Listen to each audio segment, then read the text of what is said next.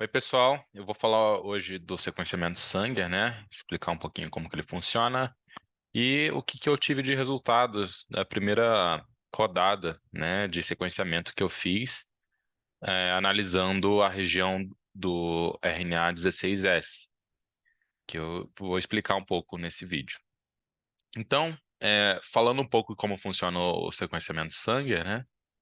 Basicamente, ele ele vai funcionar como uma reação de amplificação, né? Que você tem os seus primers, esses primers vão encaixar no template, só que as bases nucleotídicas que a gente usa no sangue é, tem umas diferenças químicas, né?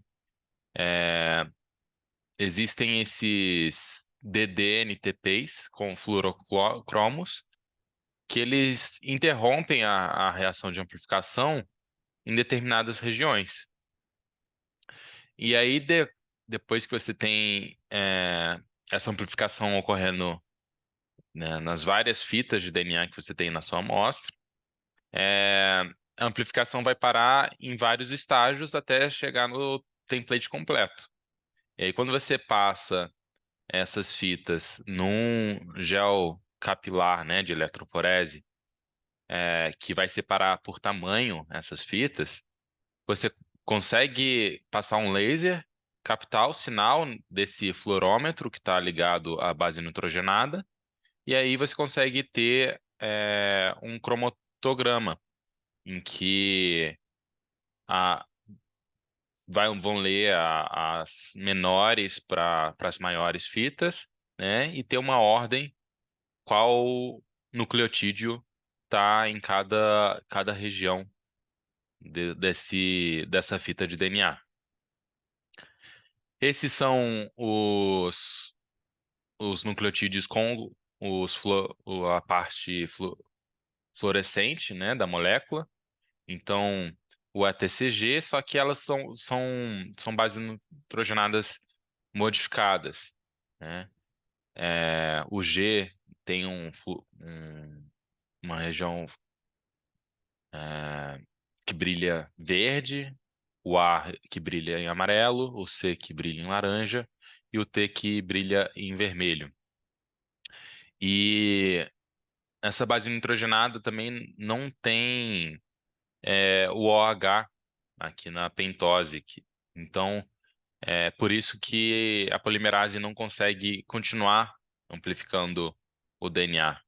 E aí vai gerar as fitas de diferentes tamanhos, né?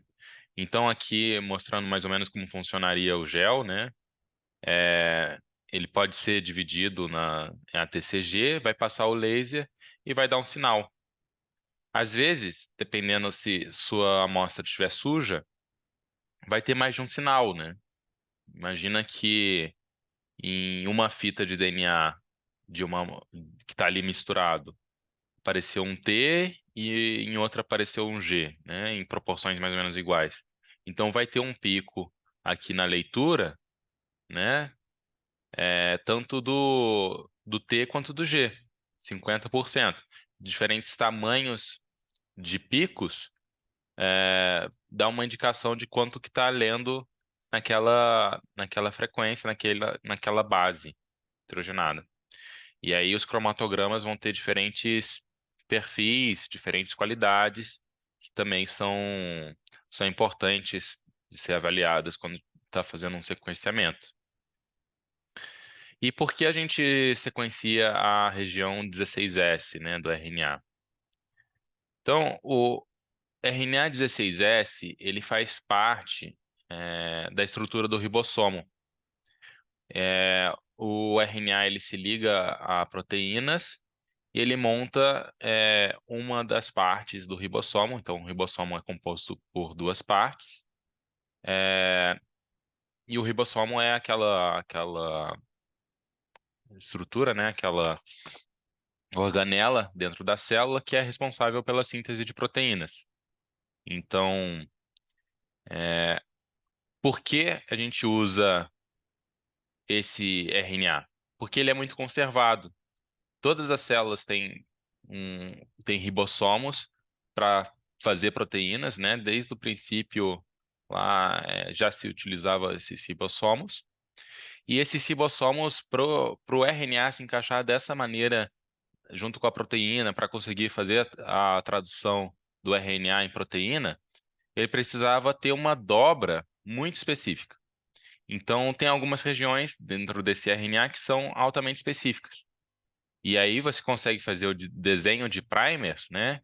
Aquele DNAzinho que vai se ligar no template para começar a região de amplificação, é, muito bem, é, de uma maneira global. Então existem esses primers, né, específicos que são utilizados para análise de 16S. Então esses são primers comerciais, você pode encomendar, pedir, vou fazer uma análise de 16S.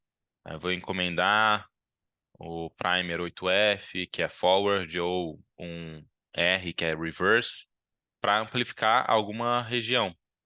Só que ao mesmo tempo que esse RNA 16S tem regiões muito conservadas, né, para montar aquela estrutura, tem regiões muito variadas, que vão dar a característica muito específica da espécie que você está trabalhando.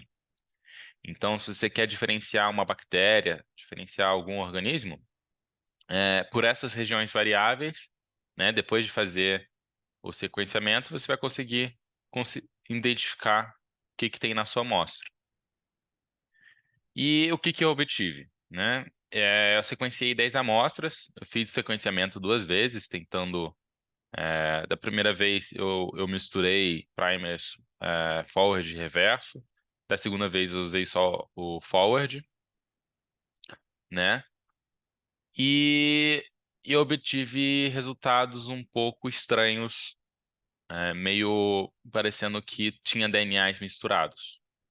Então, a forma que o cromatograma apresenta, você consegue ver picos, ele te dá uma sequência.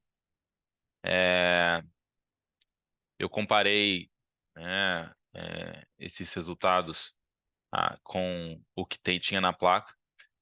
Então, na placa, aparentemente, pode ter mais de uma colônia isolada. Então, ter mais de uma espécie de bactéria.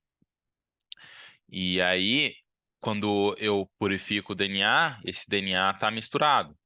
Então, você vai ter ruídos, né? De mais de um DNA sendo sequenciado ao mesmo tempo. Então, eu tive 10 cromatogramas. É, eu também, antes de sequenciar, eu fiz a análise da concentração de DNA, usando o nanodrop. Eu estava com uma concentração baixa, eu mandei para o sequenciamento com uma concentração baixa. Essa semana eu concentrei o DNA, é, colocando numa centrífuga a vácuo, né? O líquido evapora e aí consegue concentrar um pouco mais o DNA, que eu vou mandar uma para sequenciamento de novo, a ver se eu consigo algum resultado.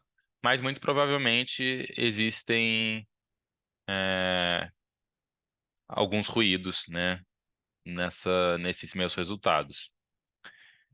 É, de qualquer maneira, o que eu tive de picos, né, que eu consegui uma sequência de DNA, eu joguei no NSBI. Então, como é que eu faço isso? É, no resultado do sequenciamento do sangue, eu recebi por e-mail lá do centro de serviços desse sequenciamento esses arquivos ficam no formato AB1, né? Que podem ser lidos por programas específicos como o FINT. Esse FINT existe aqui a opção de fazer um BLAST, que é um alinhamento. Então, eu vou rodar a sequência que eu obtive dos picos do cromatograma com base, comparando com um banco de dados, né, para ver se existem sequências iguais. Então, eu posso tirar, né, o cabeçalho, que diz que é o nome da amostra. Dá para especificar o organismo, falar que é bactéria, por exemplo. E aqui eu clico em Blast e vai fazer esse alinhamento. Para adiantar, né, eu já tinha feito.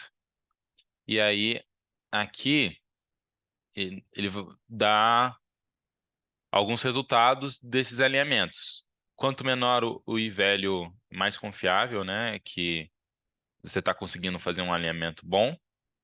E também existem outros parâmetros, como a identidade, o cover, né, que quanto maior, melhor, né, para conseguir identificar uma sequência.